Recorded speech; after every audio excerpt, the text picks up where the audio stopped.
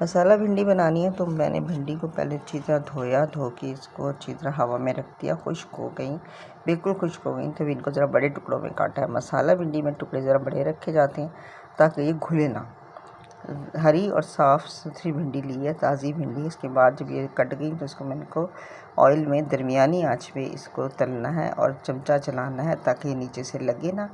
और इतनी देर तक इसको तलना है कि जब चमचा उठाएं तो कोई तार ना आए, यानी अच्छी तरह चल जाए, लेस ख़त्म हो जाए। और फिर इसको बस अच्छी तरह इसका ना तेल से निचोड़ के इसको तेल को, और फिर हमने भिंडी को एक तरफ कर लेना है। अब इसी तेल में इसका बनाना है मसाला। मसाले की एक बड़े सारा टमाटर या 2 टमाटर ले लें, 2 मीडियम प्याज़ें हैं, थोड़ा सा लहसुन। अब चूँकि मसाला बनाना तो या तो इस सब चीज़ों को पीस लें या इनको कद्दूकश कर लें तो भी अच्छी तरह कट जाएंगी।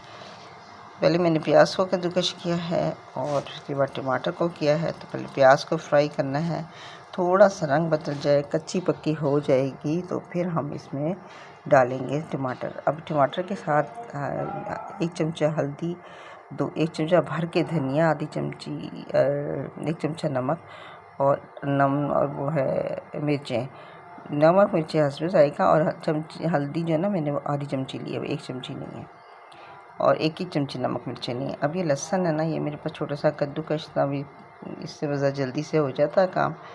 और दूसरे ये कि ये यही धोना पड़ता है, बाकी चीज़ें लंबा चौड़ा काम नहीं होता। बस इस तरह इसको कद्दूकश कर लें और ये भी इसी मसाले में शामिल कर दें और मसाले को अच्छी तरह भून लें। अब ये पहले भुनाई हो गई ना, तो अब इसमें थोड़ा पानी डाल के हमने प्याज टमाटर गलाना है। देखिए इतना भूनना है कि इसका रंग बदल गया और इसमें थोड़ा सा ऑयल निकल आया।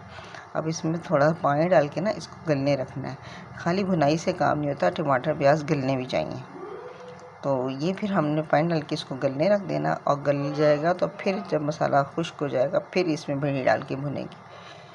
अब ये इसके बाद मैंने भून के थोड़ा सा शोरबा फिर किया था और इसके बाद इसको मैंने भिंडी डाल दी। अब भिंडी को इतना भुना है, इसमें आंच तेज़ रखनी है क्योंकि भिंडी गल जाएगी हल्के पानी। इसको भून के जब इसका अच्छी तरह भुनाई हो जाएगी भिंडी की, तो उसके बाद इसमें पानी डालना है। ये मैंने पानी डाला है, पानी डाल के इसमें ये थोड़ी देर इसको पकाना होता है ताकि भिंडी का जो है ना, भिंडी अच्छी तरह गल जाए।